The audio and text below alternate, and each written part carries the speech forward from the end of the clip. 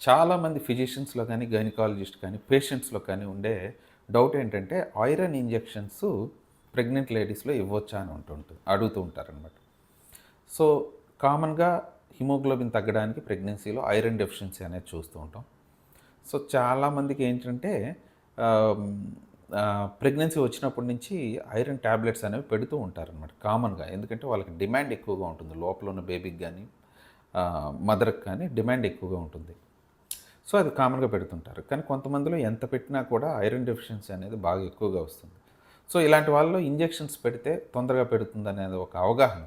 కానీ ఇప్పుడున్న studies vice ఏంటంటే ఫస్ట్ ట్రైమెస్టర్ అంటే ఫస్ట్ 3 మంత్స్‌లో కొంత ఐరన్ ఇంజెక్షన్స్‌ని అవాయిడ్ చేస్తే బెటర్ అనేది ఉంది. కొన్ని రకాల స్టడీస్ మాత్రం ఐరన్ ఇవ్వచ్చు అనేది ఉన్నాయన్నమాట. బట్ కామన్‌గా బ్రాడ్‌గా ఎక్కువ స్టడీస్‌లో ఐరన్ ఫస్ట్ ట్రైమెస్టర్‌లో ఇవ్వకపోవడం బెటర్ అన్నట్టుగానే ఉంది. So, second and third trimester అంటే 3 నెలలు దాటిన తర్వాత ఆహ్, కొంతవరకు మనకి ఫీజిబిలిటీ ఉంటుందనమాట ఐరన్ ఇంజెక్షన్స్ ఇవ్వడానికి. సో, యాస్ ఎ హెమటాలజిస్ట్ మేమేం చెప్తూ ఉంటామంటే ఫస్ట్ ట్రైమెస్టర్ ఫస్ట్ 3 నెలలు ఐరన్ ఇంజెక్షన్స్ అవాయిడ్ చేయండి. ఆ తర్వాత ఐరన్ ఇంజెక్షన్స్ వరకు వెళ్ళొచ్చు అవసరమైతే.